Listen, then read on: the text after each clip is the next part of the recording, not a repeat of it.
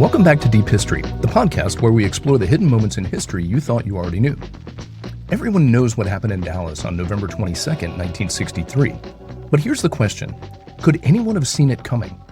In our last episode, we introduced you to the people who helped Dallas earn the nickname the City of Hate. Today, we're shifting from the people to the events. We'll follow a trail that begins 3 years before the assassination with an angry mob in downtown Dallas and ends just hours before President Kennedy's motorcade rolls through Dealey Plaza. Along the way, we'll answer a question that doesn't get asked often enough. Why were so many people warning President Kennedy not to come to Dallas in the first place? So grab your shovel. Let's dig deep. And we are off. Good morning, Lee. Hello, Bob. How are you? Well, I think I'm doing okay. Once again, I had my normal engineering challenges. Yes. It's called connecting to the Wi-Fi. I don't know if you've ever done that, but it was quite the stretch this morning. So while we had a little bit of food, it still took you a good 30 minutes to get this to turn on my computer to get this thing rolling. Yeah. So you want to help us out and let everyone know where we are today? Where we are, what we're doing, why we're here, all of that whole thing. Absolutely, yeah. So we are back at Jack Ruby's Saloon in Dallas. Yay! Yeah, it's in the historic West End. So as our loyals know, we like to move around between recordings, but James took such great care of us last time that we just had to come back. That's it. If you're listening to a podcast episode about the JFK assassination, you probably don't need a refresher on who Jack Ruby was, but you will be interested to know that Jack Ruby's Saloon is literally in the shadow of the Texas School Book Depository. Right. As I look out the front door right there, I can see it. I see the shadow, and we're definitely in it. We're in that shadow. Yeah. Apple Maps tells me we're 600 feet away. Wow. So that's pretty damn close. I mean, we're as close to center stage, as we could be with regard to our story arc of the last few episodes. So, check this place out. Tell James that Bob and Lee sent you. It's not going to get you a discount, but it'll serve as a nice icebreaker when he says, "Who the hell are Bob and Lee?" Yeah, exactly. And plus, they may pay more. They use our name. It might be a tax. Yeah, there'll be the Bob and Lee tax. That's right. It's definitely out there. Yeah. So what are we talking about again today? Well, before we jump in, we've got some exciting housekeeping that we need to do. Okay. I think you're aware of this. I hope so. So we are really thrilled to announce that Deep History is now available pretty much anywhere you listen to podcasts. Spotify, Apple Podcasts, Amazon Music. We've got some others, Overcast out there as well. So, and YouTube still. And YouTube. Still YouTube. We're not leaving YouTube. So if you're listening on YouTube, please take a second to like the episode, leave us a comment, subscribe to the channel, do all the things. We really do read your comments. We have had not a lot, but I actually responded to one that we did have. Yeah. But hearing from you also will help us figure out which stories you want to hear about, and we would love for you to be a part of our journey as we carry forward on this as we get this better road at what we do. Right. Yes. Although, that's a lofty goal. But it is. It's good to have one. Yeah. Yeah. But if you are listening on Spotify, Apple Podcasts, or Amazon Music, follow the show, and where the platform allows it, give us a rating or a review. Yeah. Those little bitty things do make a huge difference in helping the show find a broader audience. And do we care about what the rating level is or the nature of the review? I mean, ideally, we want the good ones. Okay. So if you're giving a bad rating, it's okay to not. We're a little demanding, but yeah. We don't want to. Yeah, we don't want to be too picky. All right. And then you can find all things Deep History at deep-history.com. Mm-hmm. The site's a work in progress. Bob is our webmaster, so that explains why it's a work in progress. But we're getting it closer and closer to where we want it every day. I think it is. That's good. Yeah, there's movement on it. Hopefully, it's going in the right direction. But it really is. It's a good site. All the podcasts are out there. That's good. But there's some tuning we need to do. There's things. Some fine tuning, and we got some very cool business cards for those of you that are analog. I mean, obviously, you're not going to get to enjoy those, but Bob got some of those. They're very cool. Yeah. The only problem is you can't see anything on the business card because it all blends into the color. I was thinking it was my eyes, but yeah, okay, fair enough. Okay, enough shameless self-promotion. Let's kind of get digging here. So in our last episode, if you remember, which probably a big question mark there. But Yeah. we looked at some of the people that helped Dallas earn the nickname the City of Hate. Right. If you haven't caught that episode yet, for those of you listening, please go back and check it out. There's a lot of context that will tie into It's actually today's our episode. most popular episode So far. Yeah. Yeah, absolutely. We got a lot of title views. may have something to do with it, but Could. yeah. So, So today we're going to shift from the people to the events okay, leading up to November 22nd. right, The moments that helped cement that City of Hate reputation. right. So anything to say before I kick things off? I've got a handful of things I'm going to hit. I know you do too. Interject a bit, and I think it fits well about the events, but really the events that primarily around Oswald himself. What was he doing? Not only the year, but almost really focused on the 6 months prior to the assassination. Okay. Because I think there's an underlying theme here of some of the disappointments that he had that just culminated. So anyway, I want to hit on that a little. Perfect. Okay. Yeah. All right. No, that's great. So I'm going to take us back to it's a couple of years before the assassination. Mm-hmm. So November 4th, 1960. It's the closing days of the election that eventually would go on to put JFK and LBJ in office. LBJ is still the Senate Majority Leader, Right. and he's Kennedy's running mate. LBJ and his wife, Lady Bird, as she was known, arrive in downtown Dallas after a stump speech in Arlington. They're headed to the old Baker Hotel, which is now the site of AT&T's soon-to-be vacated headquarters in downtown Dallas, Right. which is where they traditionally stayed when they were in town. Yeah. And as they approach, a mob is waiting. Oh my goodness. But it's not a typical mob. It's a very unusual mob. It didn't start out as a mob. Roughly 300 women, many of them very socially prominent, had turned out downtown to canvass for the Nixon Lodge Republican ticket. My goodness. They're decked out in red, white, and blue outfits, dresses, hats, and it was very chilly. patriotic. But they're patriotic. obviously Nixon fans. Indeed. But it was also, it's chilly and it's Dallas. So they were also wearing their fur coats. And they became known as the Mink Coat Mob. Oh my goodness! Because of the story that I'm about to tell you. But how Dallas is that, right? The Mink Coat Mob. Yeah. So it all started the moment that Lady Bird stepped out of the car. A woman approached her and snatched her white gloves out of her hand and threw them in the gutter. Can you imagine that happening today?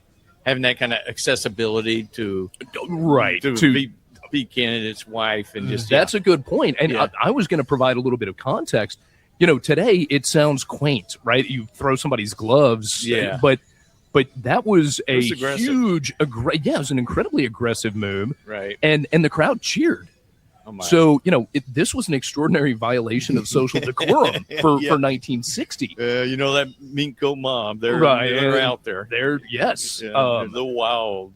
But while the move was shocking in its aggressiveness, what's even more so is that the perpetrators were not your typical hooligans, right? They're women who attended debutante balls, junior league functions here in Dallas. Yeah. And they ran in some of the most elite circles that the city offered. Well, what's one of the characteristics of a mob, right?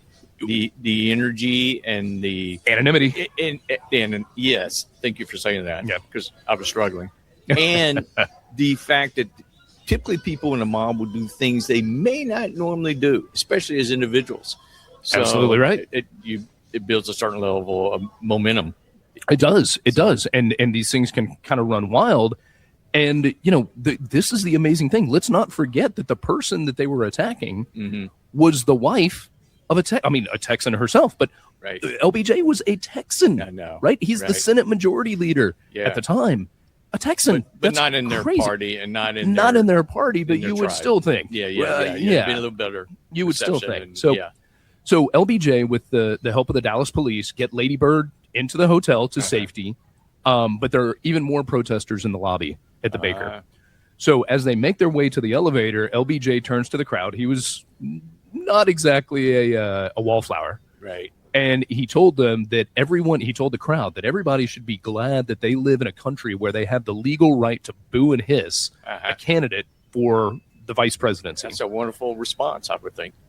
The crowd. How was it received? It didn't land well. The crowd got angrier. As crowds will do. Right, as they will. Sure. So But the interesting thing is, so shortly after, LBJ is to attend a lunch at the Adolphus Hotel, right across the street. Which we have talked about. We have, episode 2, so go back and check that episode out as well. Very famous hotel. But it's directly across from where the Baker Hotel was. Okay. This walk should take you 30 seconds, tops, right? But it quickly devolves into a gauntlet. So Congressman Jim Wright steps out ahead of the Johnsons. Yeah. And as he's crossing the street, he sees Bruce Alger, who was a sitting Republican congressman from Dallas. Right. Alger's grinning, got a big smile on his face, and he's holding up a sign that says LBJ sold out to Yankee socialists. Oh my goodness. That's pretty, he's clearly trying to incite a little something. Right. So Wright actually confronts Alger and says, whatever you think about Johnson politically, he's still the Senate Majority Leader and he deserves the respect of that office. And Alger's response was, we're going to show Johnson he's not wanted in Dallas. Wow. And with that, the crowd of women erupted into a huge cheer. And they're supporting Alger. The Mink Coat Mob really took off then. They did.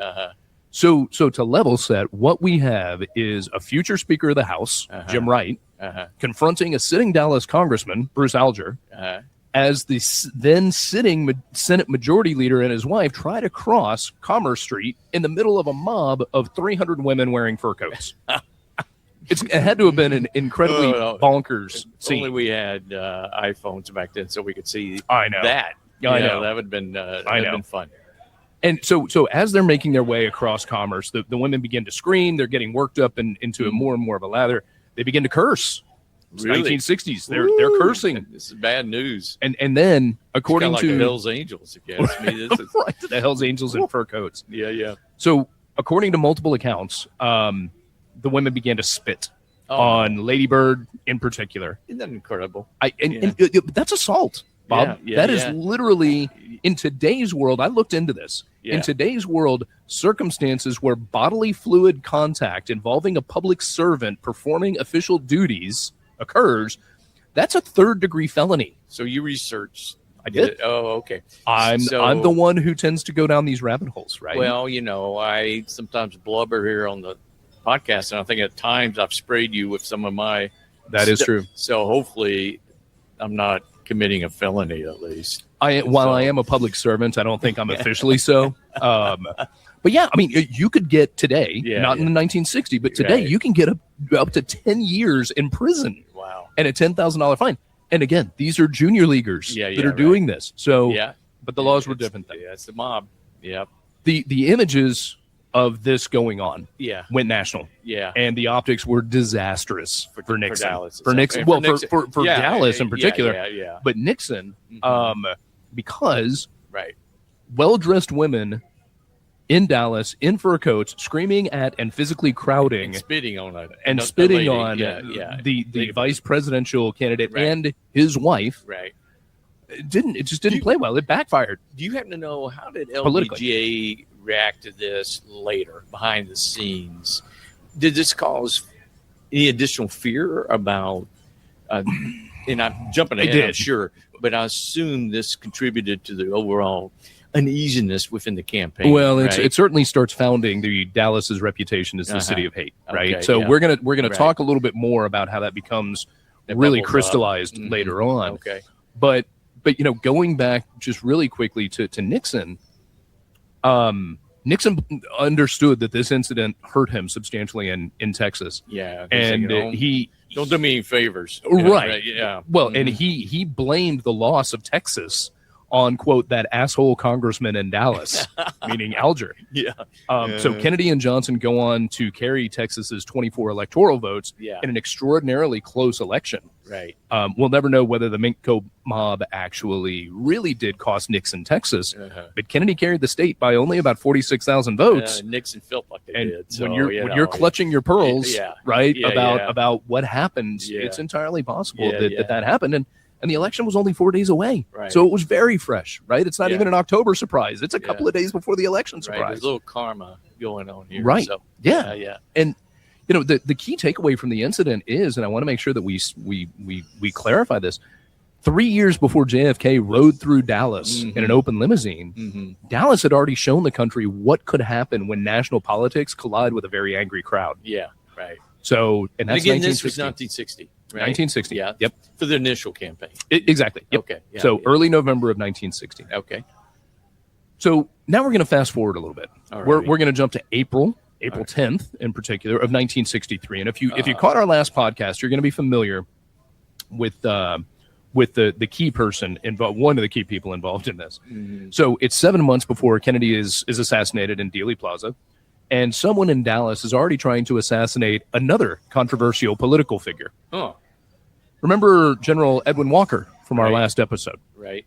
And if you're listening and you don't, please go back and check it out. We spent quite a bit of time talking about him, but the quick refresher is that Walker was a former Army general. Right. He was a rabid anti-communist and one of the loudest voices of the far right in Dallas. He had become nationally known as a political figure, and as you can probably imagine, he had accumulated an awful lot of enemies. Yeah. One of those enemies was apparently Lee Harvey Oswald. Yeah, you're right. So Oswald didn't just disagree with Walker politically. He seems to have viewed him as a genuine threat. Oswald was a self-described Marxist. Yeah. He had defected to the Soviet Union. I think you're going to talk about some of these things, so I'm not going to steal too much of your thunder. But, he had become away. Relieve my burden. I'm just going to set the table. I'll let you serve the meal. Okay. How about that? Okay. But yeah, so Oswald had defected to the Soviet Union. He became disillusioned with life there. Right. Returns to the United States. Politically, he and Walker occupied about the most opposite ends of the spectrum that you could possibly imagine. Yeah. According to later testimony by Oswald's wife, Marina, let's pay attention. I imagine Bob is going to call her Mariana I've been at some point in the podcast today. For years. I will jump on him when he does. Okay. But according to Marina, Lee viewed Walker as a fascist and compared eliminating him to stopping Hitler before he could rise to power. Oh, wonderful. That was the way that Lee Harvey Oswald was Yeah. thinking about Edwin Walker. Right. And sometime in early 1963, Oswald apparently decided that Walker needed to die. Yeah. Right. So I say apparently because nobody really knew any of this at the time. Right. Dallas police. This was discovered as part of the Warren Commission. Okay. Yeah. Right. Yeah. Okay. Dallas police had no idea who Lee Harvey Oswald really even was at that point. I mean, there were certain groups that had been tracking him because of his ties to Russia and Cuba. Marxism, you're going to get into, but the Warren Commission would later conclude that Oswald was the shooter based on the physical evidence, photographs found among his possessions, and a note that he had left for Marina. Yeah. Which we're gonna touch on in a bit. But on April 10th, 1963, as far as the Dallas police go, he's just a weird 23-year-old guy living in Dallas. Yeah. So at that moment, he basically, the frustration grows. He's obviously has a level of despair. And what we understand is, how was he involved with Walker? What was the outcome of that? So, well, here we go. Yeah. Okay. So the Warren Commission, I'm taking a step back to take a step forward, but the Warren Commission, well, I'm taking a step forward to take a step back. Well, I'm to take getting a little forward. dizzy, so try to just take a step. Fair. So, I will I'll stand right here. All right. But the Warren Commission concludes that Oswald spent a month, maybe even two, preparing for the Walker attempt. He studied Walker's house. He studied the surrounding area. He took photographs of the property, and this is in close to downtown Dallas. It's on Turtle Creek, right at Avondale. Okay. And interestingly enough, I lived about 7 houses down from this place. I still think there's some sort of correlation here that you're not sharing. You think that's it? Yeah, probably so. Mm-hmm. But yeah, so in March, Oswald also had, and we talked about this in a previous episode, had a 6.5 millimeter Mannlicher Carcano rifle delivered through the mail. Right. We talked about how crazy that was under the fake name A. Heidel. Yeah. Remember that name? Yeah. Well, everybody probably will remember that name from our previous podcast. But yes, that rifle was the rifle that was used to kill Kennedy as well. The curtain rods. The rifle investigators would later connect this rifle to the investigators would later connect this with rifle. The ballistics from the bullet. I think so. The ballistics were rough. They were. We discussed the bullet was very damaged on the yeah, Walker attempt. Okay. Yeah, and of course he missed Walker. He did. right? And He did. yeah, and right, Yeah. So, so on the evening, yeah, keep going. You had a pained look on your face. I was. That was from the nachos I ate earlier. It had nothing to do with what you're talking about. All right, we'll move on quickly as possible. Jalapenos. So on the evening of April 10th, Walker is at his home. The address is 4011 Turtle Creek Boulevard. Okay. It's right at Avondale, here in Dallas, right on the corner. All right. If you're picturing the high rises and condos along Turtle Creek today, it's a little bit further north. It's a little further north than that. But so at about 9 o'clock that night, Walker's sitting in his desk working. He's doing his taxes. We're coming. It's April 10th. He's coming up on. Would you like to be shot doing your taxes? Your last thing that flashes in your mind is taxes you owe the IRS, right? Whether or not that deduction is going to be approved. Yeah, those deductibles. Yeah, right. Okay, go deductibles. Ahead, that's insurance. Oh, you're right. Yeah. No, deductibles. Deduction is also okay. Well, I mean, I guess you could use that. Okay. Thank you. We're gonna move on. So the desk is right near a first floor window. And outside the house, somebody has found a place where you can see Walker right through that window. Yeah. The shooter raises a rifle and fires. The bullet goes through the window and narrowly misses Walker's head. There's a baby here. I don't know if you're going to be able to hear that on the podcast, but we've got a baby in the audience. I thought that was me just crying. My normal. I did. A baby in the audience. So that's. I mean, probably our youngest fan right there. Maybe our only fan. Could be. So crying. Finally, I don't know. We get some attention. The baby's crying. I don't know if we can call him or her a fan. But I think they're critiquing our podcast. Is what's happening. Possibly. So the bullet again. It narrowly misses Walker's head, smashes into the window frame, and deflects just enough to save Walker's life. Mm-hmm. He's hit in the forearm by some fragments, but otherwise he's largely unharmed. Yeah. Police begin investigating, but there's not a lot to work with. The bullet, as I mentioned, is very badly damaged. Right. As is the firing position from outside the house. When I say damaged there, it was just very scuffed up. But what they have is a victim who had made a lot of enemies across the country. So it wasn't exactly a short list that they could go to. So, was the shooter a communist or a political opponent or someone angry about Walker's role in the integration crisis that was going on at the University of Mississippi because he was very actively involved in that we talked about? Right. Or was it just some random nut? Right. Well, yeah. And speaking of random nuts, so let me add. Wow, I'm so nervous about that segue. Yeah. I'm not talking about myself here. Okay. All right. Good. And of course, Oswald's much more complex than being a random nut. So we get that. But at that point in time, in April, soon after the Walker attempted assassination by Oswald, where does Oswald go? He actually moves to New Orleans for a period of time. Yep. All right. He had family there. I don't know if you knew that he was partly raised there. Okay. So he had an aunt there. He moved in with the aunt. And obviously he was running a bit from Dallas. He said, it's kind of hot here. I missed my objective and it's time to go do something different. So he goes to New Orleans. Now, it's interesting. New Orleans, he picked up a job at it was a coffee company, as I understand it, greasing machinery. So this is some sort of production, where he was doing maintenance. And word has it, based on all the reports, he wasn't that great of an employee. Yeah. Because he was spending a lot of his time working with a organization, and he happened to be the only representative in New Orleans for the Fair Play for the Cuba community. Oh, yeah. Fair Play for Cuba, sure. Because, of course, he was very interested in representing his identity, which he assumed to be, or he embraced being a Marxist and a communist, because that was really important, of course, to his identity. So he actually had printed, based on his own, the funds that he had, different flyers, and he was in New Orleans, and he was protesting, and he got into an argument around early part of August of 1963, because he was handing out these flyers on a street corner, and he basically got an altercation with the Cuban exiles, which of course were, separated from Cuba, and primarily because of Castro and the regime and all that. So that was a natural enemy for Oswald. He liked that idea of having that confrontation. And he was, during that part of time, he got a little violent, and there was a representative of the exiles. His name was Carlos, and I'm going to butcher his last name, is Gringuer, I think. Gringuer. No, Let's okay. go with Carlos. Yeah. All right. So Carlos, and out of this disturbance on the street corner, a couple things happened which probably thrilled Oswald. One, he goes to jail for the night. Okay. Get a little street cred. Yeah, get a little street cred.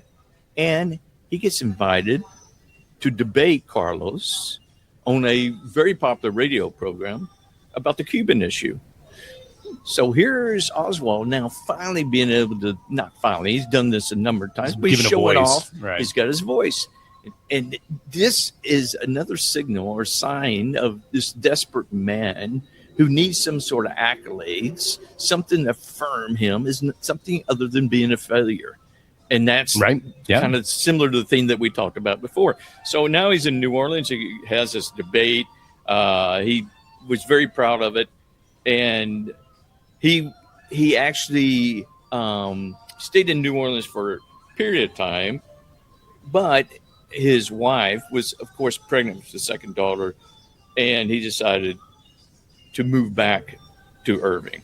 Now, there's more that happened subsequent to that, but it really involves him moving into Mexico City. So I can touch on that now, or we can wait if you want to add. We can do either one. I've got a little bit more about like the De Mohrenschilds and things like that. So on the heels of the, you want me to recover? You're going to catch your breath? And yes. Perfect. So I was beginning to stray. So go ahead. No problem at all. But so, again, going back to I mentioned earlier that Oswald left a note for Marina with regard to the activities on the night of the 10th. So, according to Marina's later testimony, Lee came home that night and told her exactly what he had done. So think about that for a minute. I mean, your 23-year-old husband leaves the house and comes back a little bit later to essentially tell you, I just tried to assassinate General Edwin Walker. Yeah. Marina later says that Oswald believed killing Walker was justified because Walker was a fascist. In Oswald's mind, this wasn't murder. He believed that eliminating a dangerous political figure, part of the cause. Part of the cause.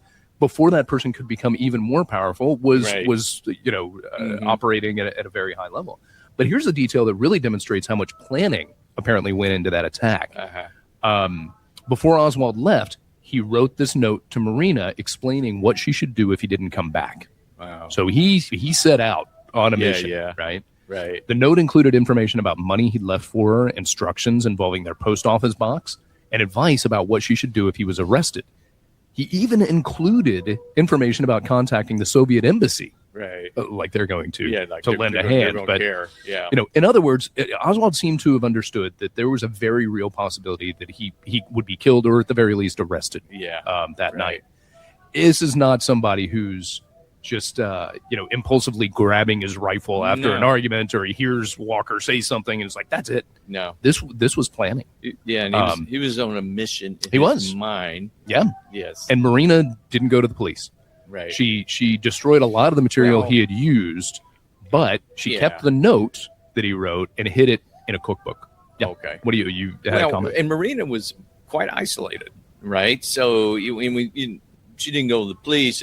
Ideally, she would have, but as I understand it, she spoke limited English. She was whether Russian, or not you're right, whether she would have seen that as a legitimate option or something that is just likely to further, further infuriate Lee is also a question, right? So so we mentioned the De Mohrenschilds earlier. So there's George and Jean De Mohrenschilds. Right.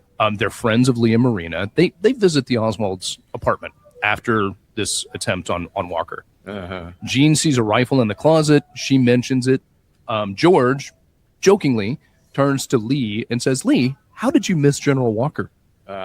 I mean, you want to talk about being, being really on the nose, though. So, I mean, he's kidding. It's a joke. But George has no idea that Lee has done this. Uh-huh. But according to George's later testimony, Oswald's reaction is odd and uncomfortable, right? Yeah, right. He shrinks. He makes a really strange expression, and the mood in the room immediately changes. Mm-hmm. Again, because Lee and Marina both know, and George and Jean don't. It's a tough topic. It is. It is. You know, and the DeMornshilts, they leave shortly afterwards, and they never saw Lee or Marina again after that. Wow, yeah. But he had testified as well at the Warren Commission. He did, about this incident. This incident in particular. So, you know, Dallas police can't solve they're not, they don't have any good leads. You know, April basically have a passes bullet. Exactly. And again, it's mangled. You know, it's not in very good shape. May passes, June passes, and the Dallas police is thinking that, you know, somebody got away with it. Right. And then November 22nd happens. Kennedy's assassinated. Lee is arrested. Investigators begin going through his life and his possessions, and they find photographs of Walker's house. They find, you know, the notes that was left that Oswald left for Marina. Marina tells investigators what Lee told her. And suddenly this unsolved attempt on Walker's life becomes looks quite clear. Very different. So, you know, because this is the Kennedy assassination, absolutely none of this has escaped debate. The bullet recovered from Walker's house was, as mentioned, badly damaged. The original ballistics examination could not conclusively match it to Oswald's rifle. Mm-hmm. Years later, the House Select Committee on Assassinations revisited the Walker shooting and even examined questions about whether Oswald might have had an accomplice, an associate in this. They couldn't establish that he did. Right. So I'm not going to tell you that every question surrounding this Walker assassination attempt has been answered. You know, but here's what we do know. On April 10th, somebody fired a rifle through the window of one of the most politically controversial men in Dallas. Right. The shooter escaped, and the crime remained unsolved for months. Later, according to the official investigation, it was determined that that shooter was Lee Harvey Oswald. So 7 months before Dealey Plaza, Lee had already taken a rifle, aimed it at a political figure, and pulled the trigger. Yeah. The rhetoric has now turned into gunfire. Right. It's evolved, right? So that's just one more step closer to, you know, that boiling point. Well, I think that's an excellent way of describing it, because for me, what you see is over the years and then over the months within 63, you see this culmination, this excitement, this despair building within Oswald. So a lot of, you know, people look at conspiracy theories about the assassination and those kinds of things over time. And they think, well, who was this Oswald guy? Oh, he had worked with, you know, both the Russians and the CIA, and, you know, had some contacts that obviously were interesting contacts.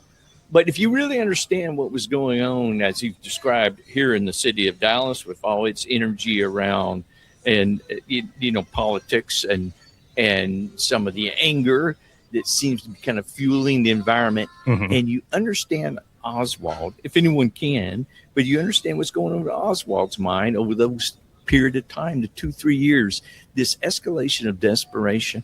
It's just more and more, and you see it building. He thought it was culminating with the Walker assassination, as you've already explained, but it didn't happen, right? Now he's a failure. Now he's another...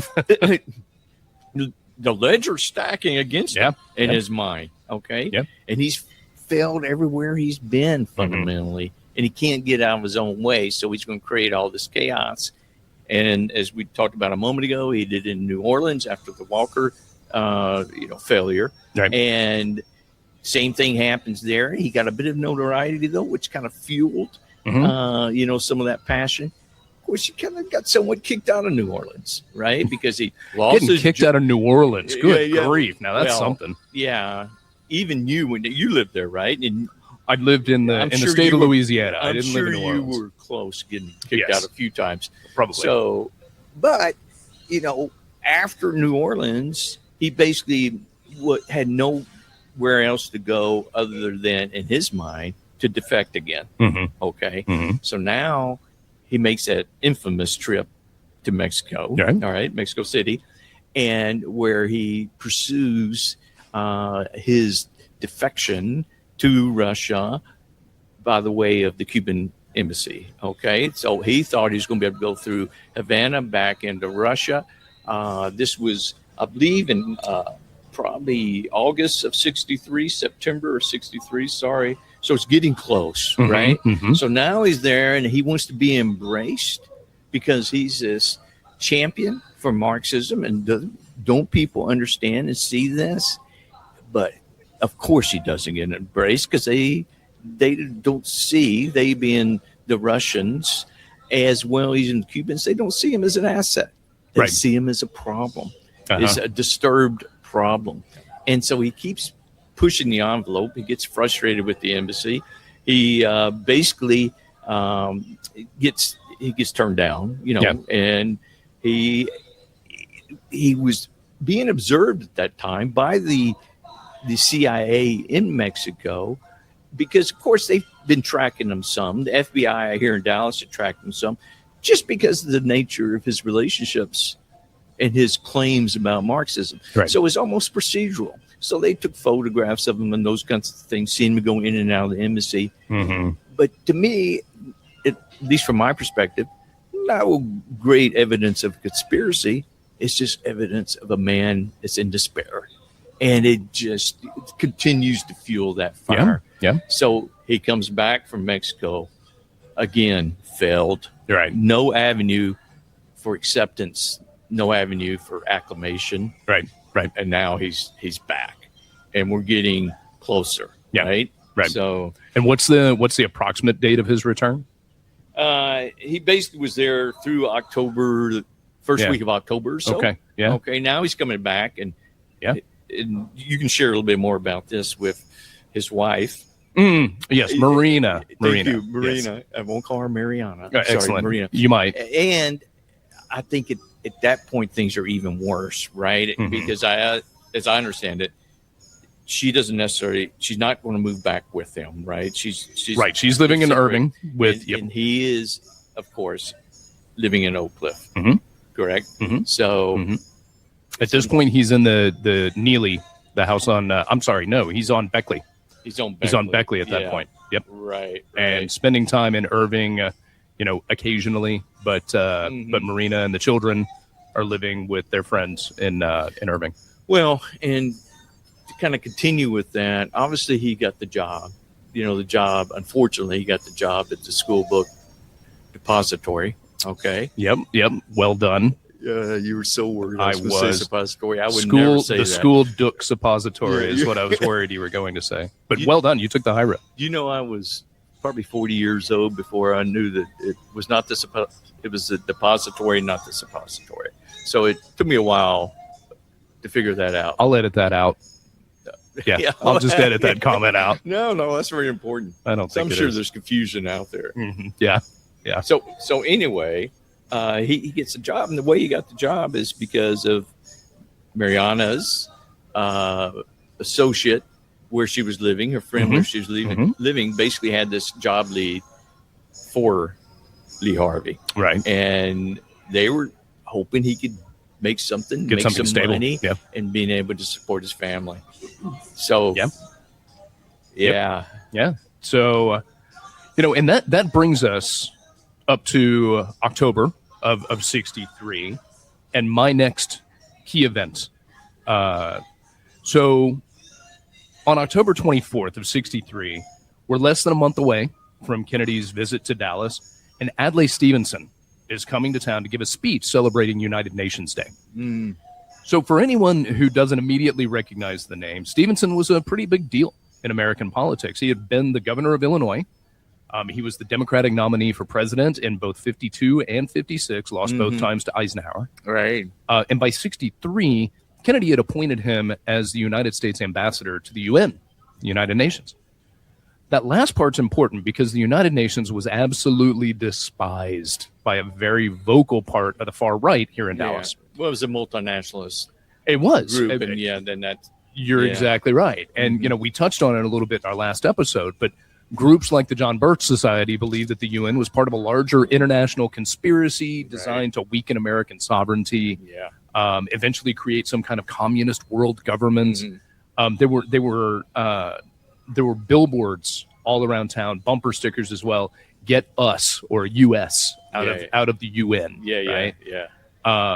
Anti-UN pamphlets and entire organizations built around fighting America's involvement in the United Nations. Right. So bringing the U.S. ambassador to the UN to Dallas for United Nations Day probably going to not be an entirely peaceful evening, right?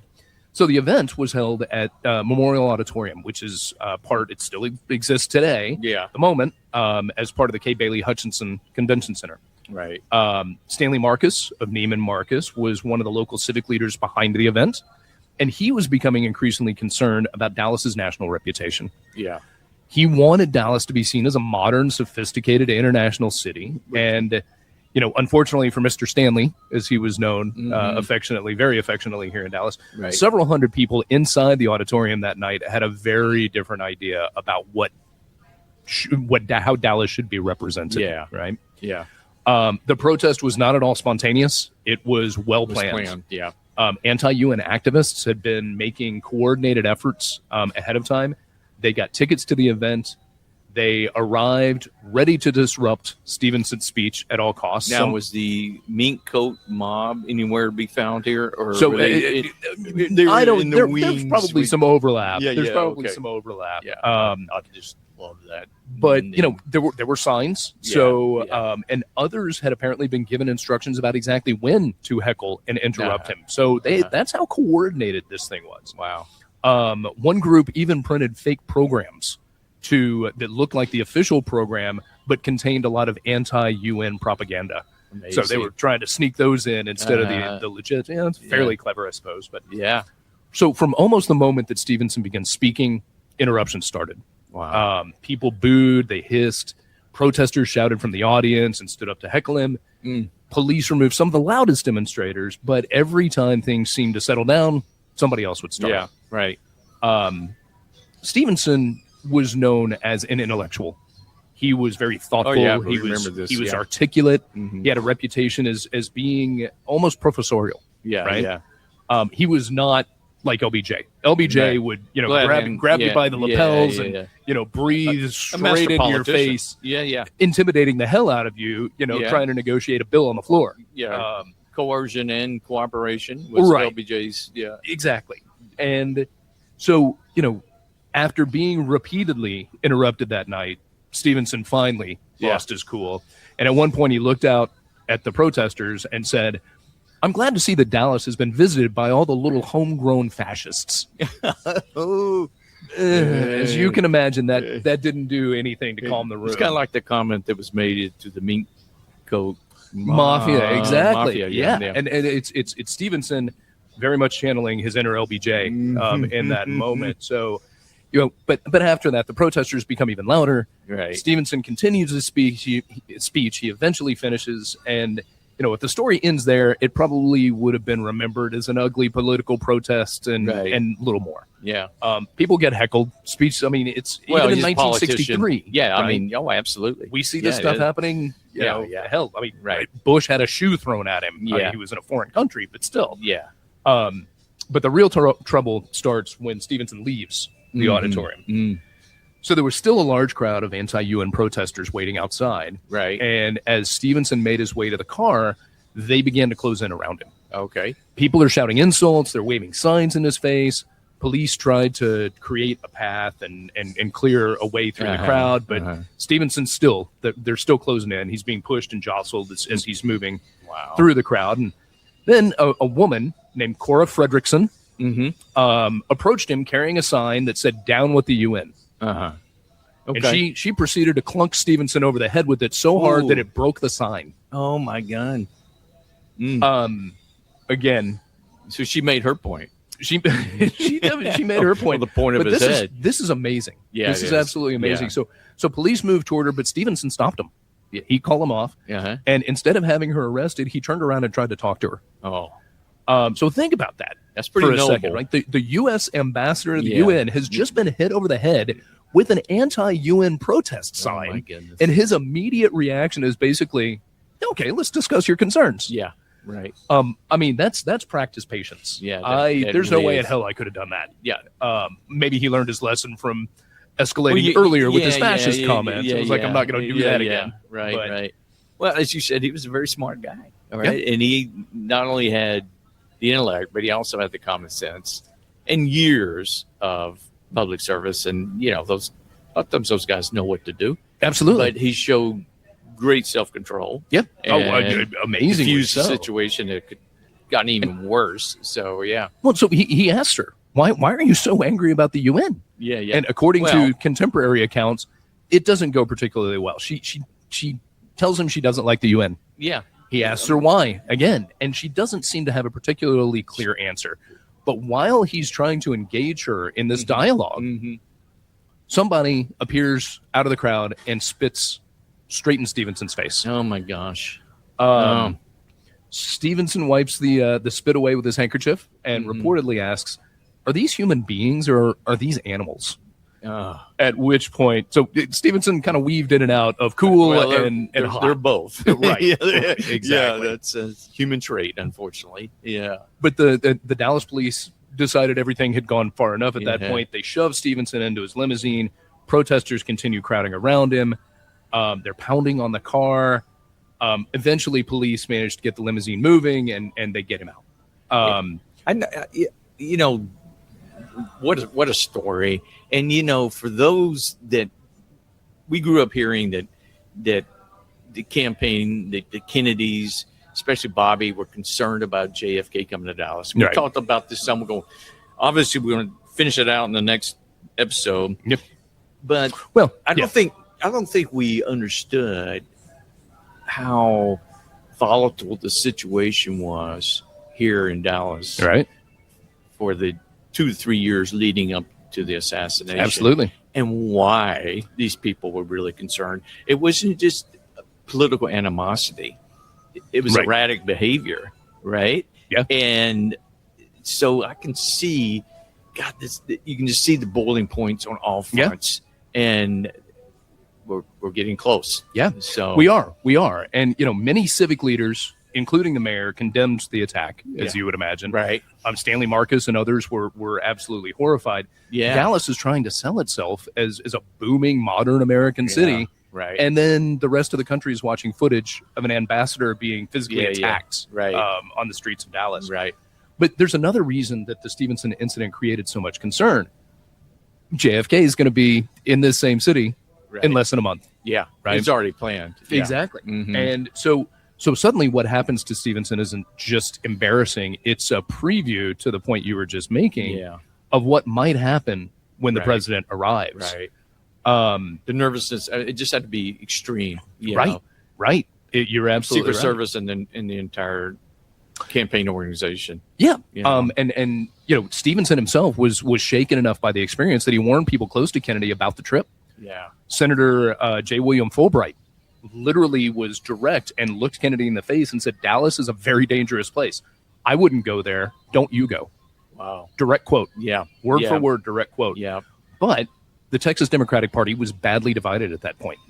Yeah. And Kennedy was already looking to the 1964 election, and Texas was simply too politically important to ignore. 24 electoral votes. He needed Texas. At that point, he had to have Texas. He had it before, as you pointed out, and this was essential. It was critical to re-election. So, and again, one of the reasons LBJ's on the ticket, right? Oh, it's absolutely the case. Yeah. So, but you know, he knew what had happened to Stevenson. Yeah, he knew about the reputation Dallas was developing, and the trip remained on the schedule because the president viewed it as a political necessity. Yep. So, you know, the key takeaway here is exactly the point you were just making. People in Washington are beginning to ask with very grave concern, is it safe for the president to visit Dallas? Right. And legitimate question. Well, certainly with hindsight. Yeah. But so now we're jumping to November 22nd, the morning of the assassination. Okay. Right? Kennedy starts the morning in Fort Worth. Mm-hmm. He and Jackie had spent the night at the Hotel Texas, and Sorry, Bob was just telling me to wrap this up, so I'm gonna speed through this one. I'm gonna speed through it here. But so, despite some rain, still thousands of people show up in Fort Worth to see the two of them. Kennedy's in a great mood. He jokes with the crowd. The crowd was. We talked about this before, Lee.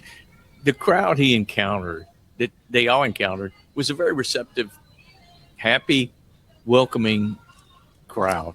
They were. Not to steal your thunder. No, but I think it's important to show we have these extreme reactions that we've been describing. We also have a base of people here that is very open, very receptive, and very appreciative of who Kennedy was. Correct. So there's definitely a contrast. The loudest voices were shaping the reputation. Yeah, right. It wasn't necessarily the sentiments of the entire city. Right. Because keep in mind, lots of people turn out along the parade route. Where I'm going to touch on that here in just a second, But interestingly enough, Kennedy leaves Fort Worth and comes to Dallas by plane.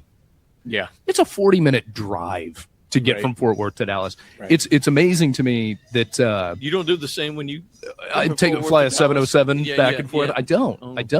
But it was a 13-minute flight. Yeah. And I looked. I was hoping I could find information about what altitude you get up to. I can imagine you get beyond a few thousand feet. Right? Are you a mile up? I don't know. I really don't. So if anyone knows, please mention it in the comments. I'd love to find that little bit of trivia out. Right. But Dallas is waking up to some pretty remarkable political attacks against the president. The first one's a handbill that was circulating around downtown in the day or two before Kennedy's visit. You guys, a lot of you will know exactly what I'm talking about. It was designed to look like an old-fashioned police wanted poster. There was a front-facing photograph of Kennedy next to a profile photograph. Right. It's actually part of the thumbnail that we got for this episode. See these in the post office. Okay, this is where we exactly where you find out where the bad guys are. Post office a lot. I imagine so. Yeah. But across the top in bold letters were the words "wanted for treason." Incredible. The flyer listed 7 accusations against Kennedy. It claimed that he had betrayed the Constitution. He had transferred American sovereignty to the, quote, communist-controlled United Nations, that he had betrayed America's friends while befriending its enemies, and it also accused him of providing support and encouragement to communist-inspired race riots, which was a not particularly subtle reference to the civil rights movement and the Kennedy administration's increasing support for integration. So about 5,000 copies of this flyer are printed and distributed around downtown right before Kennedy arrives. There's an interesting connection between this and someone we've already talked about a couple of different times. Yeah. The 6th Floor Museum identifies Robert Surrey, who was an associate of General Edwin Walker, as the man who created the flyer. Okay? When Surrey was later questioned by the Warren Commission about the handbills, including whether he had paid for their printing and helped distribute them, he repeatedly invokes his Fifth Amendment right against self-incrimination. So now, because we're talking about the Kennedy assassination, got to be very careful here, right? The Warren Commission investigates Surrey, Walker, and the people involved with the handbill. They found no evidence connecting them with Oswald or the assassination of Kennedy. Right. I'm not suggesting they were involved. I got to be very clear about that. But the overlap is still fascinating. Well, it still contributes to the environment. Which we talked about in the last episode, right? Yeah. Creating that environment. Yeah. So it's a remarkable coincidence without a doubt. But that wasn't the only attack that Kennedy had that morning. Yeah. The next was waiting for him in the middle of the Dallas Morning News. Oh yeah. So anyone opening the paper on November 22nd would have found a full-page ad that had a headline that read, "Welcome, Mr. Kennedy, to Dallas." Yeah. It sounds friendly. It's anything but. It's anything but. Yeah. So it's structured as a series of questions directed at the president, but they weren't really questions. They were accusations with a question mark thrown at the end of them. So, and who funded this, or where did we? So it actually was funded by the American Fact-Finding Committee. Sounds very official, right? And it was signed by its chairman, Bernard Weissman. Yeah. Weissman's name is the only individual name printed on the advertisement. And that's probably something he came to regret almost immediately, right? After the assassination, the Warren Commission gave him a couple bucks to and suddenly Yeah, suddenly you're at the epicenter of the investigation. But Right. the Warren Commission investigated him, and the people who financed the ad.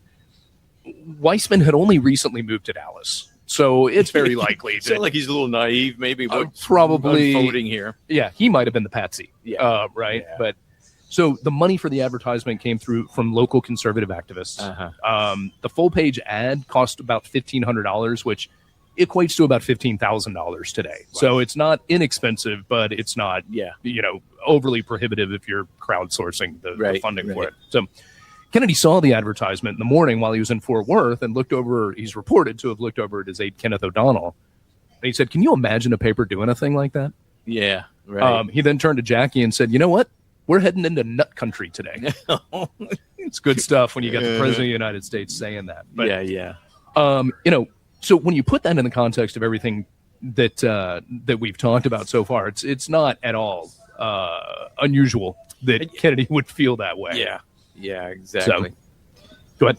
Yeah, I think when we get into the final episode, I want to make sure that we recognize this contrast between the environment here and everything we talked about, the right-wing activities of fascism, or wannabe fascist, and the Mink Coat Mafia, all this kind of desperate ideas and these angry ideas towards Kennedy, and then in parallel what's happening with Oswald and his ideas, and if there's any connection at all, is there any enablement at all? And that's worth talking about, because on the surface you look at it and I think, no, there's not, because this act was committed by a desperate person with delusional problems, but I do wonder if it gave him a certain comfort level, and this is something we're not going to be able to answer. Right. Yeah. And of course, the ramifications for Dallas were bad after this, to say the least. Right. So, but that's an area I think when we look at next episode, how do we make that association, if at all? Right. Because I think we need to be clear about whether we think this was a platform of enablement here in Dallas, or it's almost coincidental.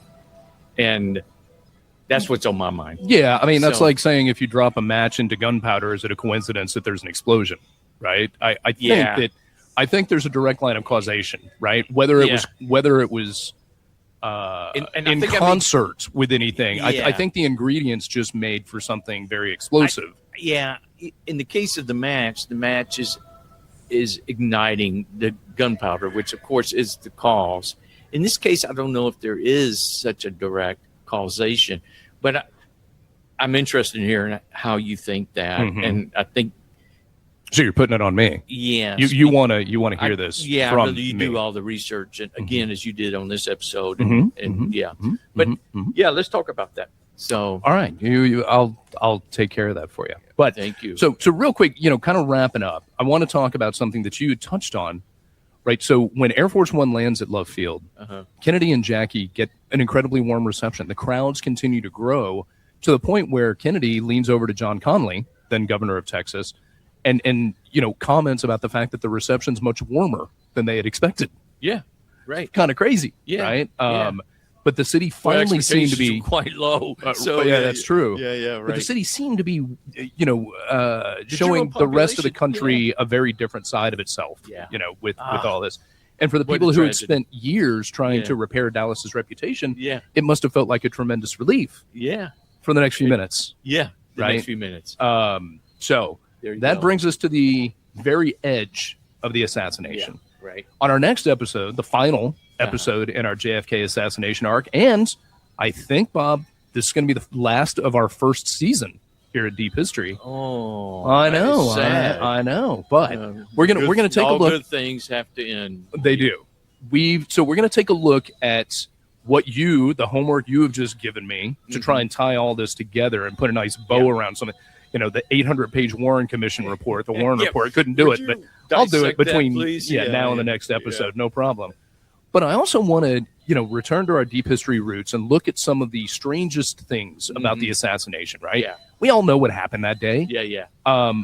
Let's dig in and find some really unusual facts that the casual student of the assassination, you want to call it student, might not know. Yeah. I'd like for us to get into that. So I think I have a few. There are plenty to choose from. I may actually be able to contribute better. Look at that. On the next podcast. Yes. All right. Yeah. But before we go, I want to make sure to mention, if you enjoyed the episode, like it, subscribe, leave a comment here on YouTube. Right. And if you'd rather listen, then follow us on Spotify, follow us on Apple Podcasts, Amazon Music, wherever. We would love to have you. However you're finding us, thank you for listening. Thank you for watching, and thanks for going down the rabbit hole with us. Yeah. So nicely done, Lee. Well, great job, buddy. Thank you. You bet. We'll see you. Eat some more nachos. Oh, no, I'm not doing that. I need a nap. All right. See ya. That wraps up our 2-episode look at the people and the events that made Dallas the city of hate. But we're not quite finished with the Kennedy story. Next time, we're doing something a little different. We're digging into the top 10 strangest things about the Kennedy assassination. Instead of revisiting the assassination itself, we'll count down 10 of the most unusual, surprising, and little-known stories surrounding that day and the investigation that followed. If you think you've heard everything there is to know about the Kennedy assassination, I think you're going to be surprised. Before I go, a quick reminder that Deep History is now available on Apple Podcasts, Spotify, Amazon Music, and of course here on YouTube. If you're enjoying Deep History, we'd really appreciate it if you'd subscribe, leave a review, like the episode, and join the conversation in the comments. Every one of those helps more people discover the show. And remember that you can always find every episode at deep-history.com. Until next time, keep digging.